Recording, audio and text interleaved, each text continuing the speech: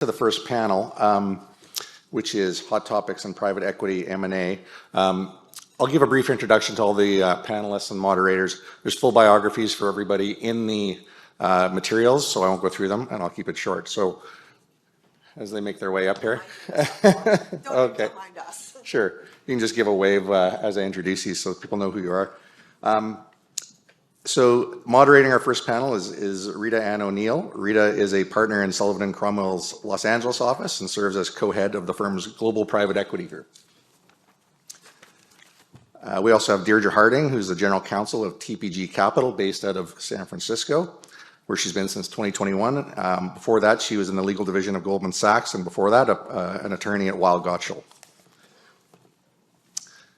We also have Catherine Kraus, who's a partner in Simpson Thacher's corporate department in New York. And before that was also in the legal division of Goldman Sachs. A bit of a trend there. We also have Julia Papastavridis, who is a managing director on Aon's M&A transaction solutions team based out of New York City. Before that, she held a variety of prior experience in M&A insurance industry after making the leap from private practice. And finally, we have Christina Tate. Christina is a founding partner of Winston & Strawn's Dallas office, practices M&A and particularly on private equity transactions. So with that, if everybody's mic'd up and ready to go, I'll turn it over to Rita. Great, thank you. Oh, we need a second. Sorry. It sounds like we're on. You good? Yeah? Okay, perfect. Well, welcome. Good to see everyone here in person. Always exciting to have in-person events now post-COVID. As mentioned, I'm Rita O'Neill, and this is Hot Topics in Private Equity. Since we just did a full introduction, I don't think we need to go into too much detail, but just wanted to run down the line so you know who we are. Hi, I'm Catherine Kraus. I am a partner at Simpson Thacher. I'm excited to be here. Hi. Is this working? Is it working? No? Yes? No? There you go. Yes. Okay, perfect. I'm Christina Tate. I'm an M&A attorney with a focus on private equity transactions, and I have extensive experience in the middle market as well as consumer products, including food and beverage. And I'm Julia Papastavridis. I'm at Aon. I'm based in our New York office in our M&A and Transaction Solutions group. I'm Deirdre Harding. I am the general counsel for TPG Capital, so representing the lone in-house view up here today. Happy to be here. Excellent. So to kick it off, we're just going to set the stage. Oh, I forgot I need to multitask, so hold on. I can do that. Let's see. Okay. Perfect. Okay. So setting the stage, we're going to say some things that are not too novel for anyone who is living in the first half of 2022. 2022 has seen a slowdown, as you can imagine, including a more conservative approach to transactions and a more conservative approach to valuations. Some of the drivers to that slowdown: inflation, sharply rising interest rates, inability to predict growth, sanctions, including sanctions coming out of affecting Russian operations, supply chain disruptions, increasing regulatory scrutiny, and very challenging debt environments, which significantly affect the private equity market. Other impacts on private equity investments, we're also seeing a slowdown, again, no surprise, in the private equity market, with the total volume of private equity down in terms of both deal volume and value. Sectors that are still seeing a lot of activity, again, no surprise. I feel like you'll learn new and interesting things as we progress, but the overview, I think, is fairly common throughout both the M&A market generally and private equity. Technology is still the leader in PE currently, also media and telecommunications, healthcare, energy transitions, transactions, including renewable energy and efficiency storage and management, which you'll hear quite a bit about energy in some other panels today. And on valuations, we'll talk a bit about what we're seeing in sell-side M&A. I think the one key is the transactions that are actually getting done are for companies that have managed their expectations about what their valuations are in the 2022 reality. So we are seeing impacts on valuations, particularly hitting the retail technology space, but generally hitting all sectors at this point. So one of the key areas that we're seeing in slowdown in the private equity market are exit transactions. We've seen slowdown in acquisitions, but also a steeper decline in exits. Again, no surprise. The theme for my little intro is that is largely caused by the effective this complete almost stop of the IPO market, and then also the actual pretty much stop of the SPAC market, including SPACs that had found suitors, and those also are not being completed.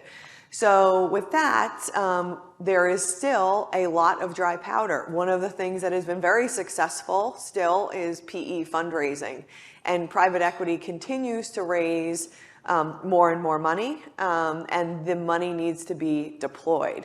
So one of the things that we will talk to you about today is how that money is being deployed. If it can't be in your traditional buy-side, whole company buy-side transaction, what are people of a private target, which is where the bulk of PE investments have been? Where is PE spending that money? So the first place are take-private transactions.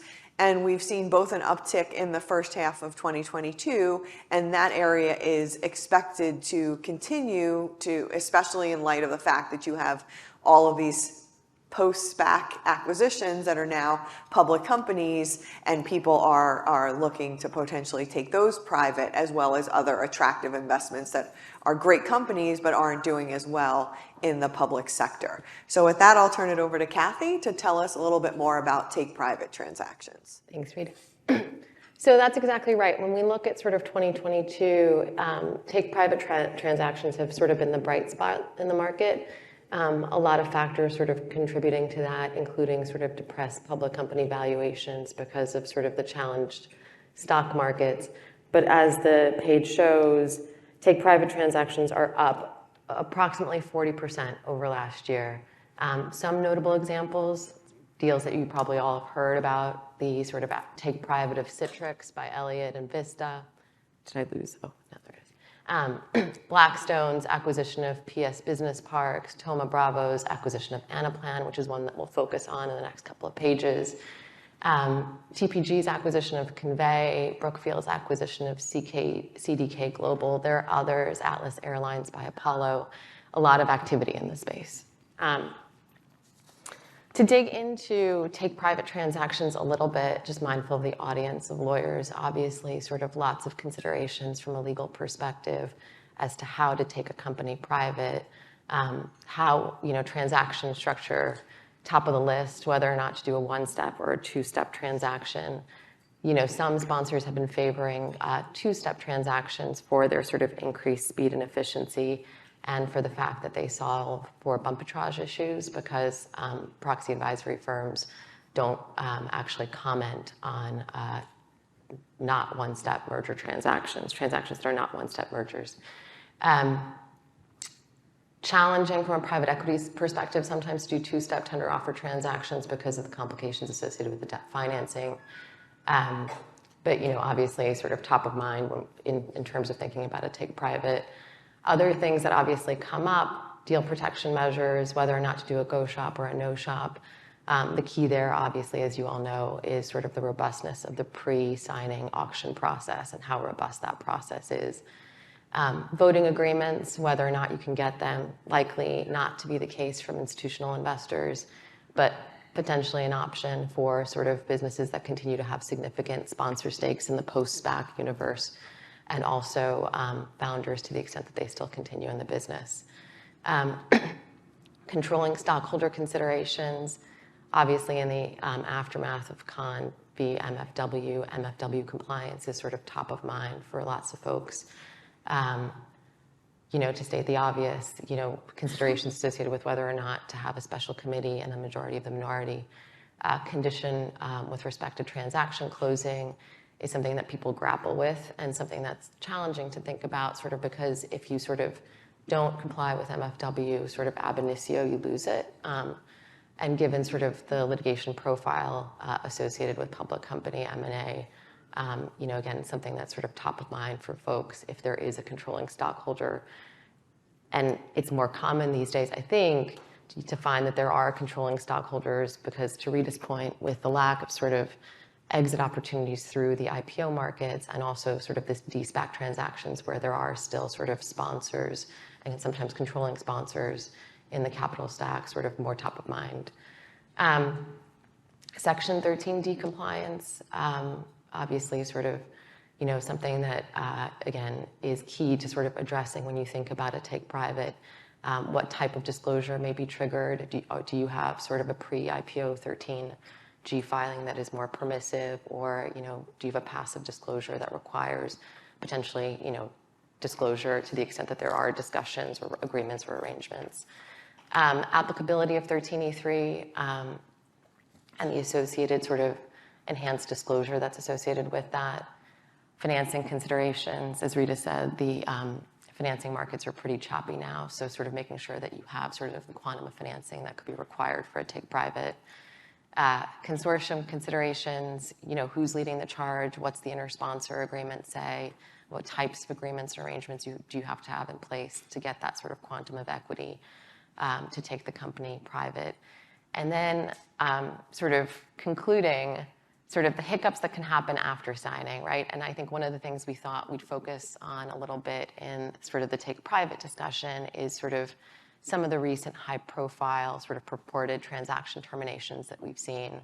And as I alluded to, sort of we are going to spend the next couple of pages sort of talking about Anaplan as a case study of sort of a transaction where, Thoma took a company private, deal was signed on March 20th, and then sort of things went in a little bit of a different direction thereafter. Yeah. Great. So before we get to Anaplan, I think it would be helpful to hear if you have private equity who are very familiar with using rep and warranty insurance in their private target acquisitions, now participating in this large number of take private transactions, are you seeing private equity using rep and warranty insurance for public company target transactions? And so Julia, did you want to tell us a little bit about what you're seeing there? Absolutely. So it's certainly a possibility. Traditionally, private M&A has been a great fit for rep and warranty insurance because you have a group of sellers seeking to replace an indemnity and a group of buyers that can benefit from looking to an insurer to replace the indemnity structure, whether it's 10% of holdback or even more sometimes. And part of the reason that functions well is that the reps survive the closing in a private transaction. In a public transaction, public M&A, the reps don't survive. And so traditionally, the buyers have had no recourse post-closing. But for buyers that are looking to subvert that kind of traditional situation or scenario where they're taking on all of the risk post-closing, you can look to a rep and warranty insurance policy. And we've seen some really interesting ways of going about that. One of the hurdles that you have to cross and just think about is that traditionally the disclosures in a public transaction are really just limited to kind of what's publicly disclosed. And so if you are thinking about using a rep and warranty insurance policy for a take private, you have to get the sellers comfortable with a certain level of disclosure and maybe early on have them involved in a scheduling process where you have disclosures against the reps that will get an insurer comfortable that they're not taking on risk that they wouldn't normally be responsible for.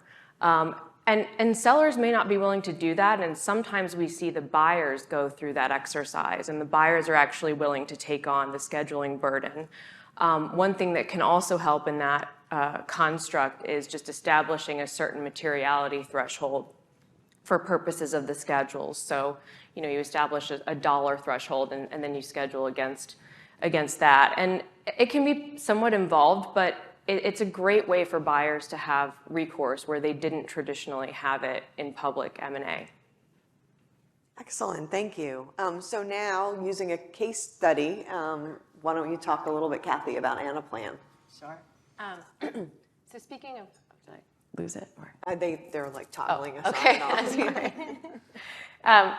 So speaking of scheduling sort of and being mindful of like disclosure schedules and what's included, Anaplan is an interesting case study where shortly after the deal was signed, Anaplan asked Thoma to allow them to grant $50 million in merit-based equity grants, which had already been allocated and promised to certain employees and had not been sort of included in the disclosure schedules against Section 5.1 of their merger agreement.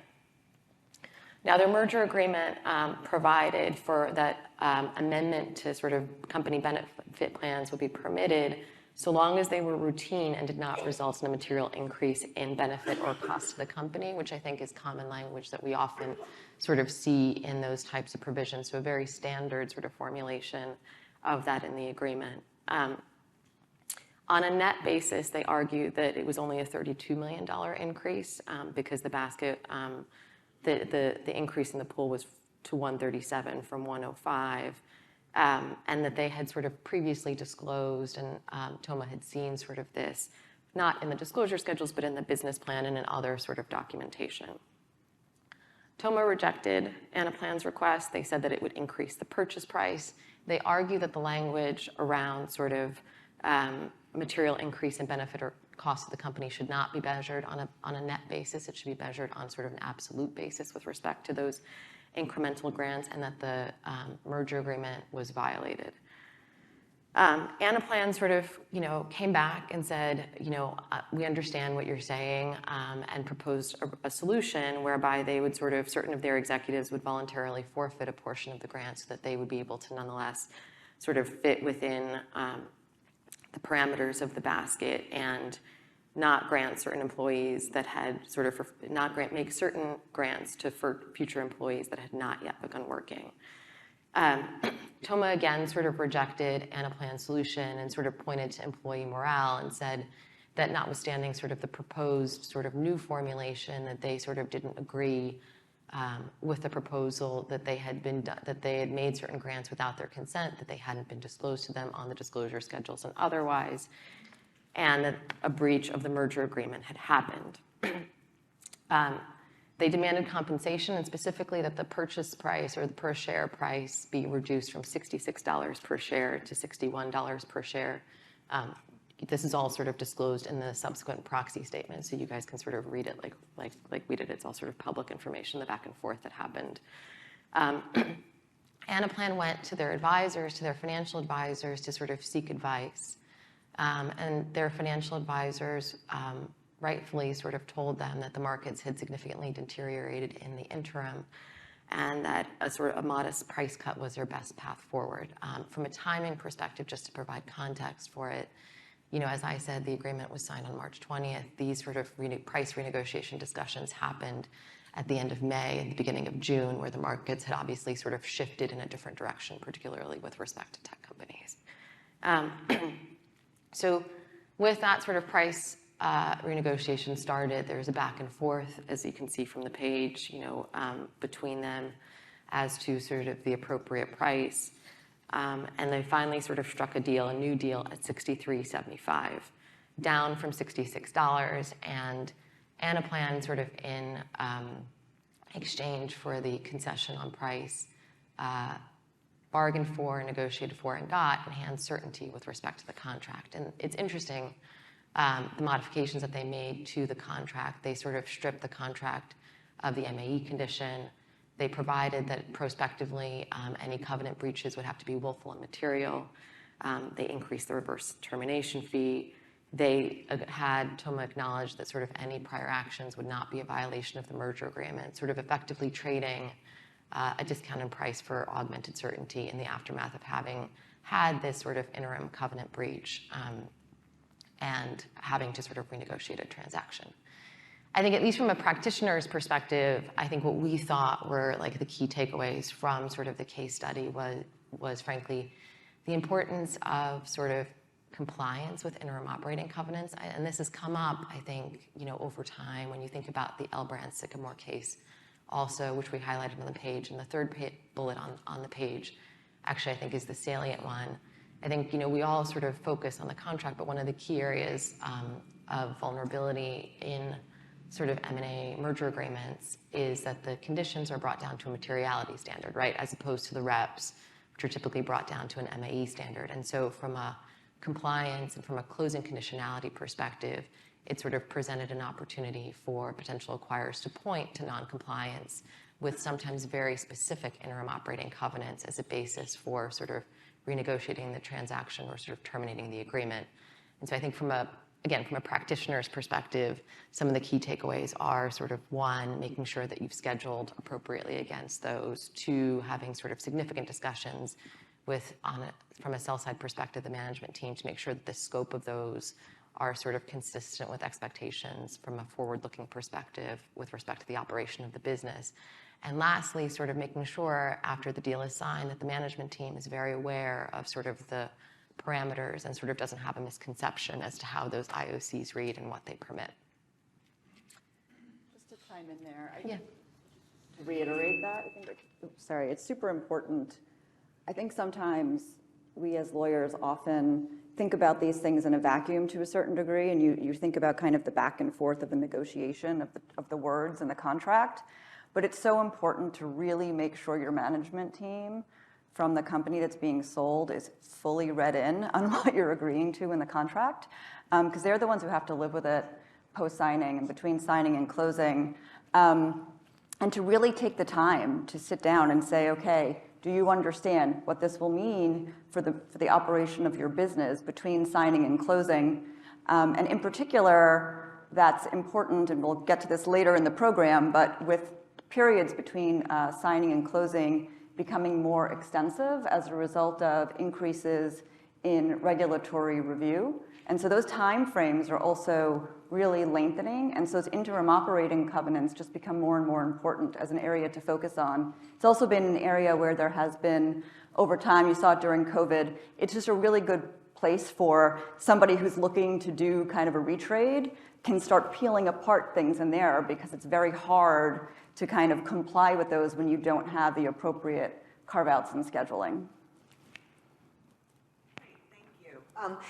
With all the dry powder, take privates are not the only place that private equity is looking to deploy their capital. Another area of great activity are partial investments, particularly taking a stake of a private equity fund, sort of sponsor to sponsor sales of partial stakes of companies. So you have sponsor A that owns a company. There's no viable exit, full exit or IPO or de-SPAC transaction available. So they're looking to partially realize on their investment by selling part of their stake. And the typical buyer of that is private equity.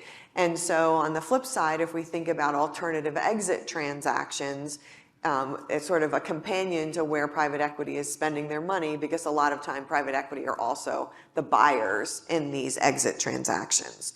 So with that, I'll turn it over to Christina to talk a bit about some of the exit transactions that we're seeing.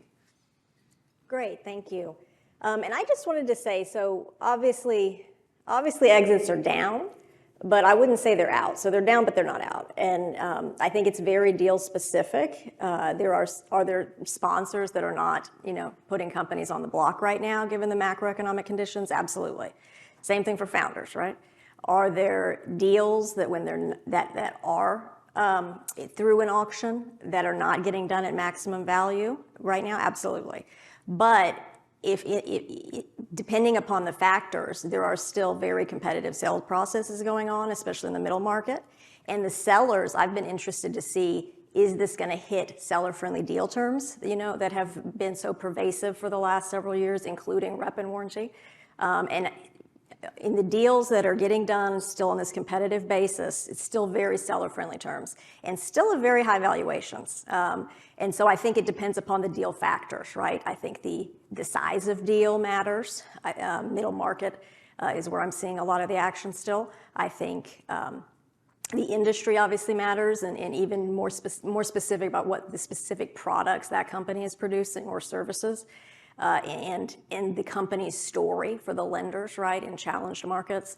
For example, nutritional supplements, might be hard, whereas some other consumer products businesses are still, fairly easy to get lending, even though it might be a little bit more pricey. So down, but not out. But with that said, some of the things that we are seeing in terms of trends where money is being spent or realized, I should say, are, as Rita mentioned, the partial realizations, all right? And so there's a trend both in, you know, some PEs keeping a rollover stake, which they weren't doing as much of, you know, several years ago. That's not really what we're talking about here, where they're kind of handing over full control and just more along for the ride with some upside. Here we're talking more about maybe shared control, right? So significant sales, but where you have two Ps sharing control to some extent as negotiated. And I've seen those deals in two circumstances. One of which was a situation where the target just did amazing, grew much faster, you know, than expectations could have even imagined, and so it just made sense to get some chips off the table. But there was still a ton of upside seen, and so they wanted the liquidity event along with retaining some of that upside because the company was just a rock star. So that was a situation where they brought in another private equity to give them that liquidity and to take shared ownership go forward.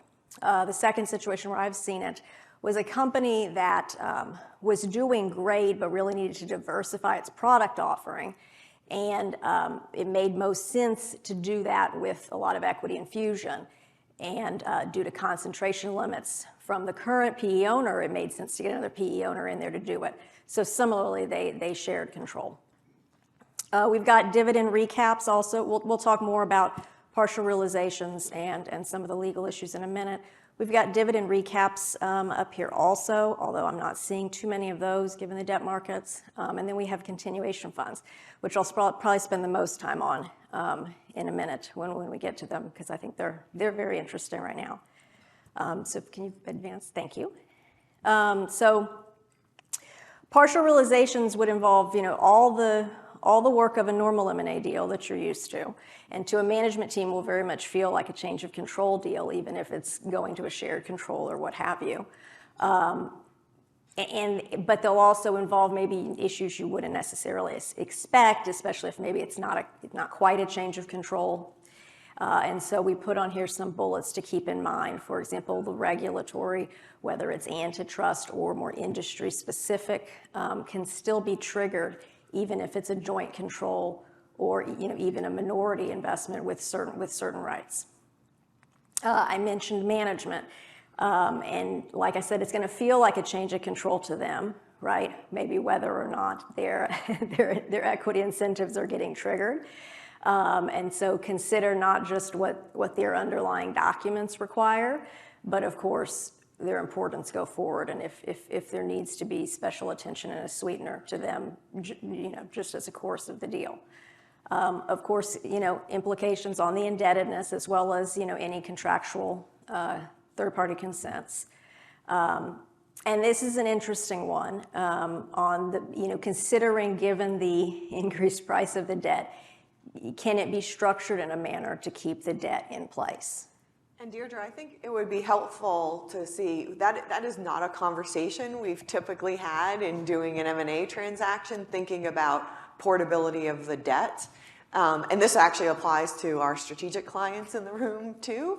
Tell us a little bit about what you might be seeing in terms of that conversation about can we keep the debt, the very attractively priced debt in place? Yeah, and you're seeing that both on the buy side and the sell side, frankly. So, you know, you've got existing sponsors that might already own a company, and they may be looking for, you know, some sort of partial realization, but don't want to go out and trigger a change of control. So you're seeing negotiations with, you know, an incoming sponsor saying, okay, we're going to give you a certain amount of governance, we'll sell this much, but we really want to make sure that we're not triggering the change of control provisions under the debt, because obviously if you have to go back out at this point, it's going to cost a lot more. That's going to have an impact also on the price that the new sponsor coming in is going to be willing to pay, right? Because they're going to factor the cost of that debt into their return analysis.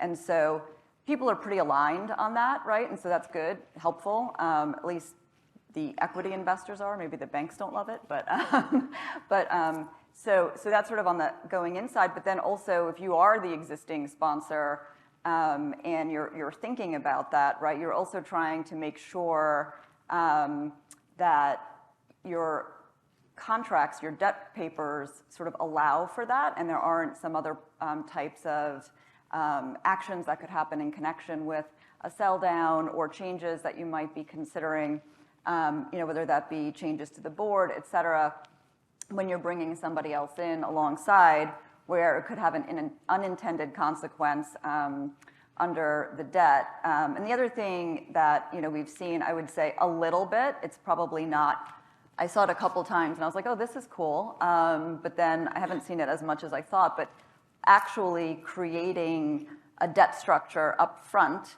and this was obviously being done when rates were better, that is intended to actually be portable with a transaction. And so that is a different flavor. That's not trying to structure around a change of control, but it's actually putting in place debt at the time that enables you to do a change of control without triggering a repayment obligation.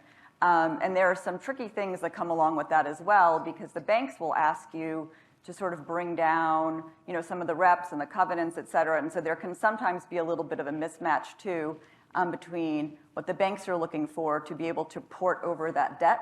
And they may actually look for, some conditionality, which you wouldn't want to build into your actual transaction. That comes up more in like a full change of control transaction where you were intending to port the debt. But just another thing that we're seeing a little bit as a trend on the debt side. No, it's very interesting. Two more points on the partial realizations. On the slide, we've got exit rights, which of course is one of the things that the two PE firms will negotiate over. I think in these that I've seen, they've been very bespoke deals, so there's not a secret sauce that necessarily I think they always follow. In my experience, they're more bespoke than even a preferred stock offering. So it leaves a lot for the business guys and for the lawyers to negotiate. Last point on the partial realizations that I think is interesting. I mean, PE firms usually have the same goal, but a lot of times they get there very different ways, and they have very different cultures and very different approaches in dealing with management teams. And so I think as a deal like this is being considered, where you're introducing a new PE partner to the table, especially if you're going to be alongside and working together in a joint control type situation.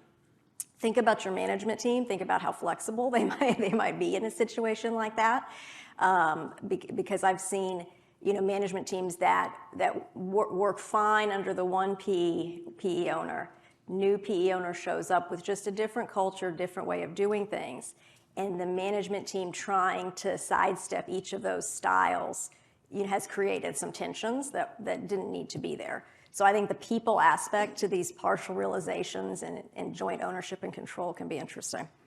Christina, one point that you just triggered is one of the conversations that we're starting to see is a prior sponsor coming back because they like the asset. It was a great exit for them. It's still a great asset. And so then they are having conversations about reinvesting in a partial investment with the new sponsor. And Deirdre, we had talked a bit about this also. Even in the take private transactions, you're seeing sponsors looking at targets that they were previously affiliated with or still may have a large stake.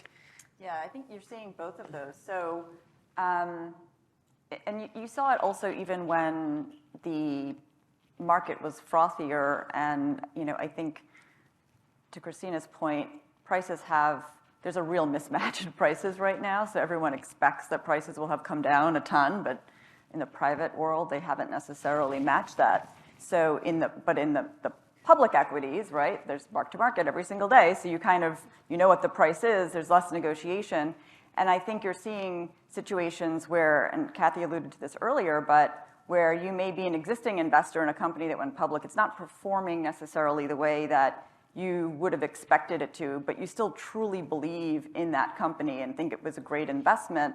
And so, thinking about taking those back private, but you're still already an existing shareholder in it. And I think we're seeing a broader trend of those, working on a couple of them. And so I know it's a trend. And then the other The other thing that we're seeing a little bit as well are situations where you have these partial exits, and there might be an existing sponsor that even bought from you as the sponsor a couple of years ago.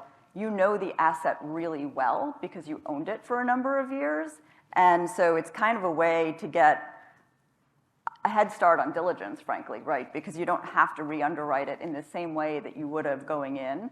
And so sometimes you can move a lot faster as well and be able to kind of use that as a differentiating factor to kind of be above the rest when you're in a bid situation because you know the asset well. You may still have relationships with the management team, which also can help, assuming that it was a good relationship. The only other thing I would just touch on quickly on the partial exits is this mismatch that can happen when you have sponsors where you have one that has been in it for a while and somebody else who's coming in, and you're going to have a different cost basis. And so one of the things that's really important when you're thinking about these governance rights and liquidity in the future is taking into account that there is going to be that mismatch in the future exit between the two sponsors, right? So someone who has already been holding for 3 years, then you've got somebody coming in. So the other thing you're seeing is a new sponsor coming in is turning to the existing sponsor and say, okay, I know what I'm doing here, right? Like I'm validating your mark so you can take a little bit, of a return for your LPs. We're bringing money in. You're going to be able to push money out the door. That's great for everybody. But I also want to make sure you are putting some more money in at the same price as me because I want to make sure that we're aligned for the go forward on exit as well. Because otherwise, you're going to be looking to exit at different times. And as much as you can draft for that, it can create real issues down the road when you truly don't agree on when is the right time to exit, even if contractually you can force it. Which is why we're seeing that existing sponsor either come out entirely and come with a new fund or putting the new money in through one of their new funds, which creates even more interesting dynamics. Christina, back to you. Yeah, absolutely. So we have next up on the slides we have dividend recaps, but I'm not going to spend much time on those because I'm not seeing a lot of those right now given the debt markets.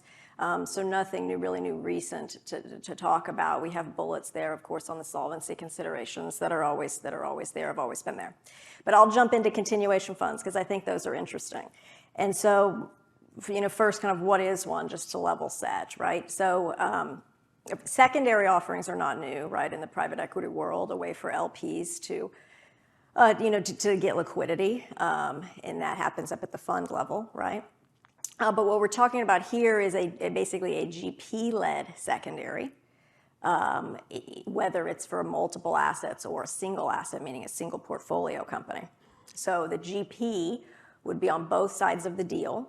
The GP would offer the existing LPs the right to either roll, continue on, maybe on the same terms, maybe on the same terms as the new money, or they could cash out at the value that's established as part of the deal, which we'll get to.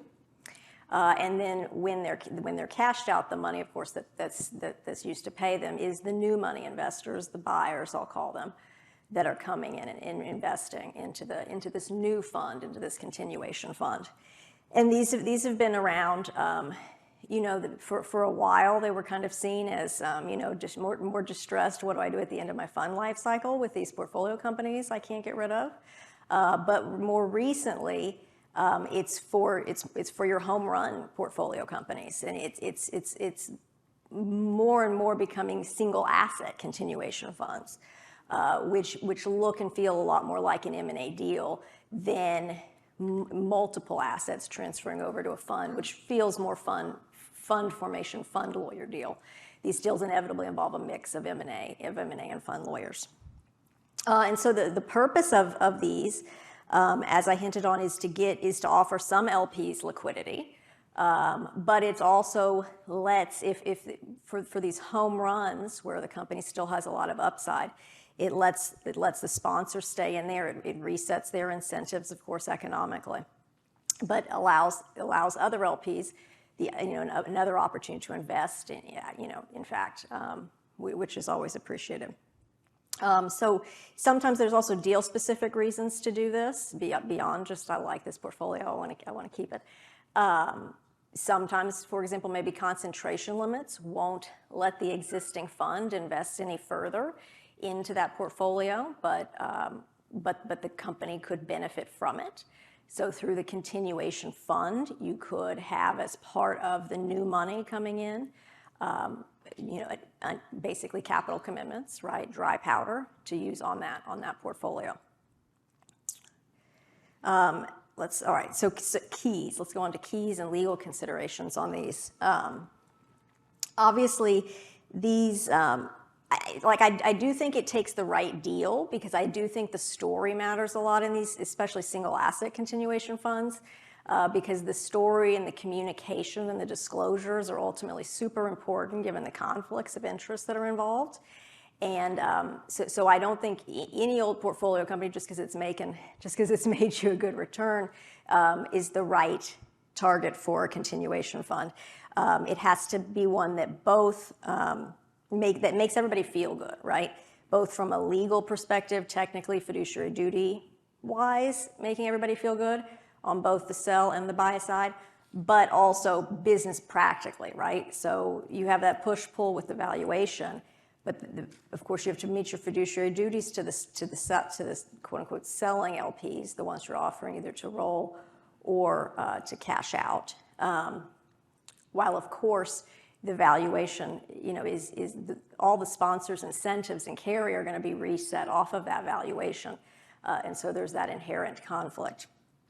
But from a practical matter, the valuation has to be such that a certain floor of your LPs want to sell out. Usually your new money buyers that are coming in will have a minimum investment expectation or a floor. And so you'll have to incentivize through that valuation mechanic at least enough LPs that they want to sell so that the continuation fund could work. Regarding the setting of the valuation and the conflict, it's much like you see in other conflicted deals, right? No special secret sauce just for this type of deal necessarily. Demonstrate a robust valuation process. There are bankers, there's investment bankers, and who do a lot of these deals, and so engaging one of them to help get bids for the buyers to set the valuation, and then also a fairness opinion, as a good option there, or other independent valuation done. We've noted on the slide that the SEC has proposed that fairness opinions be mandated in these types of deals. And then, as I mentioned, the communication and the disclosures, right, in your disclosures with the LPs, possible sellers, the existing LPs, critical. Other keys to consider, legal considerations in continuation funds, are the approval requirements, right? So usually these will require the advisory committee, the LP advisory committee approval. Potentially maybe some of the LPs themselves will have approval rights, depending upon the fund docs. Consider regulatory aspects, of course. Again, it is a fund formation, so there'll be fund-related regulatory items to consider, antitrust-related to consider, as well as if there's industry-related approvals or requirements that may need to be met. Considering change of control provisions down at the target level. So you do have to diligence both fund level as well as at the target itself, including debt. Potentially, if you have co-investors at that actual portfolio company, do they get tags? All that fun stuff. Including that management team element I mentioned earlier, right? It's even if it's the same sponsor before and after, and a large part of the LP base is the same, it's still going to, especially if it's a single asset transaction, it's still going to feel very much like a change of control transaction to the management team. And so, their documents may or may not, have them vested or allowed some liquidity based upon the deal structure, depending upon the specifics and how it's drafted. But again, regardless of what the docs say, it's going to feel like a change of control to them, and it's going to obviously be important to the buyer LPs that management is on board. So consider that as part of the deal. Well, since it's going to feel like a change of control transaction, where does PE turn but to rep and warranty insurance, both for partial investments and then also for continuation funds? So if you could just give us a quick overview of that would be helpful. Yeah, so just kind of in the ever-expanding toolkit for risk mitigation, I think rep and warranty insurance, as a business has really done a nice job of adapting to some of these different deal structures. And one of the ways that we see that is the partial acquisitions. So when, a buyer is looking at a less than majority stake, you can still use a representations and warranties insurance policy to cover off the buy side risk. Typically in that construct, you're getting pro rata coverage. So if there's a breach at the target company level, you'll get your pro rata. As a buyer, you would get your pro rata share of the loss for that breach. Sometimes we've been able to achieve, especially for certain buyers where there's a strong kind of diligence exercise and reputation and experience, the insurers can get comfortable covering 100% of company level loss if there's, just kind of the right deal dynamics. For continuation funds or GP-led kind of secondaries, one of the obvious hurdles would be that you've got the GP that sort of has knowledge on sort of both sides of the transaction. But again, rep and warranty insurance has kind of risen to the occasion, and we've actually found ways to use rep and warranty insurance on those transactions, and it's actually easier and often less expensive than sort of traditional coverage, because you're talking about a scenario where there are basically just fundamental reps being given, and the way that we solve for the sort of the knowledge element is that in the policy the knowledge is sort of several and not joint. So you've got sort of a division between your new LP investors and the GP that's kind of leading the continuation fund. So just keeping in mind that as you continue to look at these transactions, there are all kinds of structures that you might not think of as being good candidates for a rep and warranty insurance policy, but there are a lot of ways to cover off risk.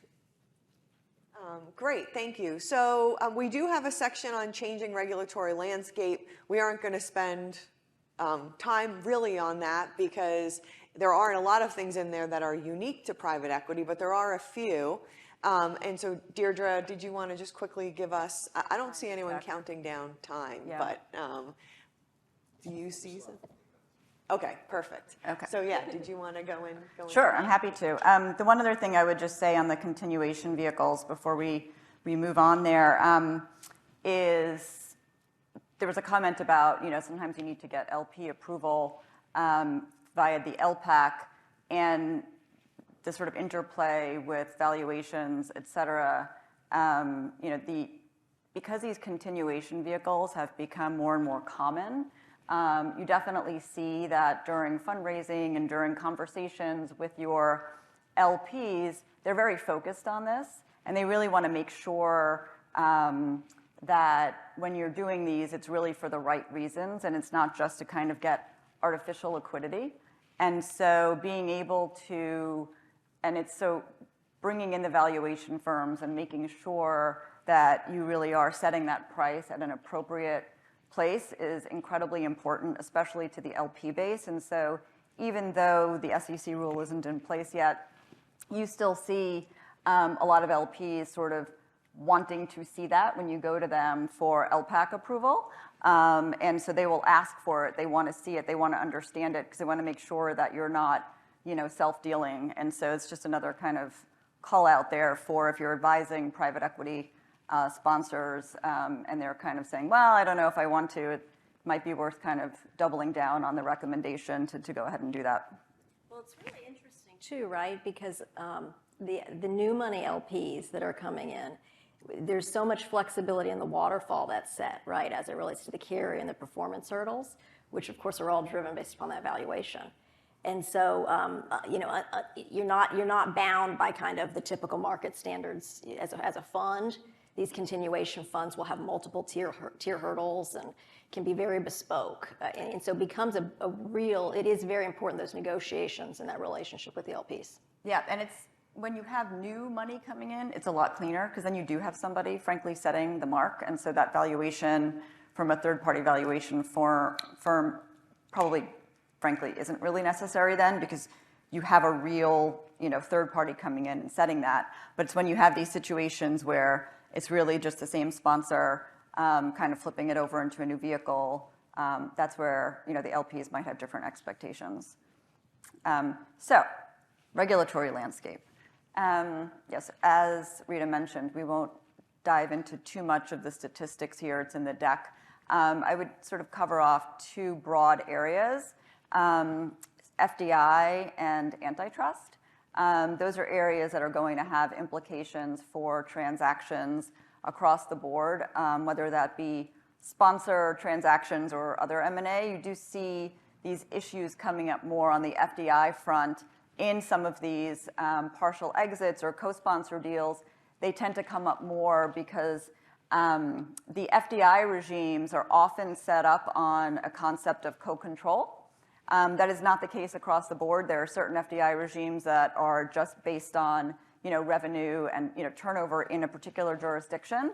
But you do see a number of them that really are based on co-control. And so there's been, there's a lot of discussion when you're going in as a sponsor doing one of these deals with your other sponsor around, okay, is this going to trigger, if we have shared governance, is this going to trigger a co-control deal? And does that mean we're going to have to now go and get approvals in the EU and China? And the one place that it really comes up a lot more on the sponsor side too is because the sponsors themselves often are the reason that it gets triggered because you've got assets in various jurisdictions. And so if you're just doing sort of a standard M&A deal where you don't have the sponsors involved, you're less likely to trigger some of these unless it's a global corporation. But the private equity sponsors often themselves will often trigger it even if you're not hitting those revenue hurdles by them related to the portfolio company. So you can have some very bizarre situations that happen where you have two global private equity sponsors that are coming in and the target is 100% US-based company, but all of a sudden you're doing your analysis and you're like, oh, we're triggering a filing in EU and China. Awesome. But the deal has absolutely no touch point to EU and China. So I say that because it's often something that folks miss early on. And if there's one thing that is true about private equity, it's that deal professionals tend to be a little impatient and like to move quickly. And when you tell them, oops, sorry, your deal that is only a US deal that you thought was going to be able to be done in 30 days or 60 days, we'll get to that in a moment on antitrust, but we now have to do these foreign filings in 6 jurisdictions, and now you can't close for 6 months. That kind of goes over like a lead balloon. And so it's one of the things that you can kind of think about early on, right? When you're starting to think about governance and you're saying, okay, who are the sponsors going to be? Can we set this up in a way where we don't have co-control, where we may not trigger some of these filings in jurisdictions where they're solely triggered based on co-control? And it's becoming more and more prevalent. As you can see on some of the slides here, the increase in the number of jurisdictions that have FDI regimes and that have merger control regimes is just ballooning. And so it's a constantly evolving and changing. There is significant encouragement also, and you see by the EU to say, hey, everybody should have something here, right? And so that can be, as it relates either to merger control itself or more focused on who the investors are, right? And wanting to understand foreign investment into those jurisdictions. And from a private equity perspective, sometimes some of the jurisdictions also want to see past the sponsor. So they may want to understand, do you have any over 10% LPs in your funds? And what are the jurisdictions of those LPs? And maybe that will trigger a filing requirement from an FDI perspective in those jurisdictions as well. And so it's just an area that, again, as a practitioner, we used to sort of, I would say, think about almost after signing and say, this is years ago, we thought about it after signing. Anytime in the last 10 years, that shouldn't be the case. But now it's just, there's so many of these jurisdictions that can get triggered that you would never even think could get triggered, that you have to do that work very early on. Now, the other thing I would say, there's a practical limitation to that as well, because sometimes, especially when you're in an auction situation, as the buyer, you may not have access to the sufficient information about the target to even be able to do the work. So then it's really important, you know, when you're advising your client, to just be upfront about that. Say, we need to do this work. We're not gonna be able to complete the analysis until we get the information we need from the target, but we need to provide for it in the markup of our purchase agreement, right? We need to say TBD on which requirements are going to be triggered, or which of these filings may need to be conditions to closing to the deal, so that nobody is surprised by it after the fact when you finally get access to the information. The other one that I'll touch on quickly is antitrust.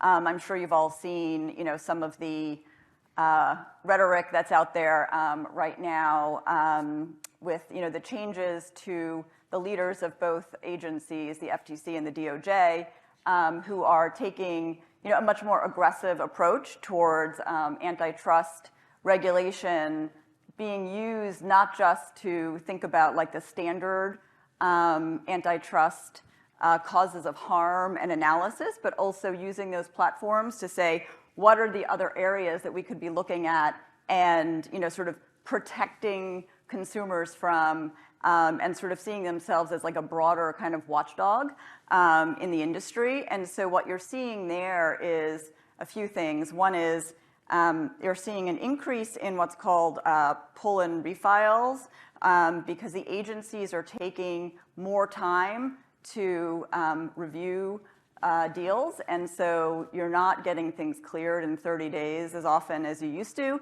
Even deals that you would say there's used to be to only look at strategic deals, but now there's a real focus on private equity as well, and wanting to understand, okay, what other assets do you own, right? And could there be some master plan that you have here for a roll-up strategy that we need to make sure that you stop, you know, before it gets too late? And so there's a lot of digging in by the agencies wanting to understand what your plans are, and also trying to understand, you know, the future harm as opposed to current harm, and kind of more looking ahead than kind of looking at the present. And so instead of being able to get these things done in 30 days, a lot of times you're hearing the agency say to you, okay, well, we're not quite there, but if you could pull and refile, maybe we can get through in another, you know, 15, 20 days. So the pull and refile is happening a lot more. And then, you know, I would say anecdotally, it feels like there are more second requests happening. Although when I've asked, you know, sort of experts about this, they would say that's actually the figures don't actually pan that out. So when you really look at the statistics, the increase in second requests and the increase in, you know, the agencies trying to actually block these deals hasn't completely panned out yet in the stats. It may still get there because we're still kind of like in the early days, I think, of this new regime. But it's interesting, but the rhetoric has certainly increased. And so I think as practitioners, again, it's a place where there's been a lot of changes within those agencies. There's, you know, internal, what I'll call disagreement sometimes on the approach that people think is appropriate to take. So to me, the big takeaway, it's become much more unpredictable, right? So you used to be able to look at a deal and advise your client and say, okay, there's clearly no issue here. There might be an issue here, you know, but now it's become, well, what other kind of issues could somebody think about possible harm, theories of harm? Is this one where, you know, there might be somebody from a labor union calling and saying, hey, we care about this deal. Can you get more information? And so there's just other factors that are now being kind of brought into the review by these agencies that were never really factors before. And so it just makes our job, right, as lawyers trying to advise our clients harder, because it's harder for us to say when an agency may or may not want to look at something. And so that kind of leads you to I would say kind of the takeaways, and I don't want to, are we okay? A few more minutes? Okay. On, how do we think about that from a contract perspective, right? So it used to be people never gave hell or high water. Then hell or high water became, this is the only thing that you can do. And now people are kind of shifting back to, wait a minute, let me think really hard about what that could look like and what that might mean, right? Because the agencies are, sort of digging in more. And they're asking more questions, and then they're trying to figure out ways. And these reviews are taking longer as well. So longer outside dates, right? I mean, that's something that you're seeing a lot more being negotiated because folks are concerned about making sure there's enough time to get through a full antitrust review if there is one. That obviously cuts both ways, signaling to the government versus not. And so there's discussions you have about whether you want to put that in. I think most people would say you want to signal to the government that you're going to be willing to fight. And so you want to kind of put that longer time frame in to show that you're not just going to terminate your deal, because no deal is also makes them very happy right now too. And so if you terminate, that's just as good as winning, to sue to block the deal. And then the other thing I would say is, on these terms around hell or high water, being really careful about what that means, right? And so you're seeing, at least I'm seeing, more of a pushback on that, from people not being willing to say that they'll take, any and all actions that might be required. Now, as private equity sponsors, right, we've always pushed back on, we're not willing to say that we have to divest one of our other portfolio companies. You can't do that from a fiduciary perspective. But when you are, on the other side of a deal, right, and you're trying to make sure that your deal is getting signed up, you're seeing more pushback from the targets themselves as well, saying, I don't want to agree to that because I might actually have to do it. Anyway, so try to recap that as quickly as I could. And I would just add very quickly to that, that also means longer interim periods. And so you have to think about that when you're looking at a policy that's a rep and warranty policy that's stepping in to cover off a big portion of that risk, your risk to close, and whether your insurer is comfortable with something that goes beyond what we've been seeing in the past of these 30-day periods. And your debt financing. And on those commitments, making sure that you have a match on those outside dates. So I think we have 30 seconds. I don't know if there's online questions or if anyone had any questions in the room. But we'll also be around after the panel if people do have questions for that. Sure. There is one question came in online, and it's not addressed to anyone in particular, so you can arm wrestle over it. The question was, do you see the recent Delaware law amendment allowing for exculpation of officers in addition to directors having any impact on litigation risks for take private public deals? Did you want to, I haven't seen that being an active conversation right now, but it's definitely, we're updating people about it.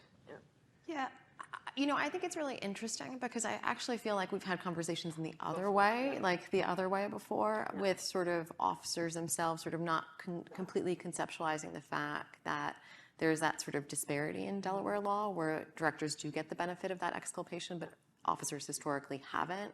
And so the change, I think, frankly, in some ways is, I think, designed to sort of, or at least as I think about it, to sort of align, is a measure of alignment rather than sort of like change, if that makes any sense. Like, I think it gives officers sort of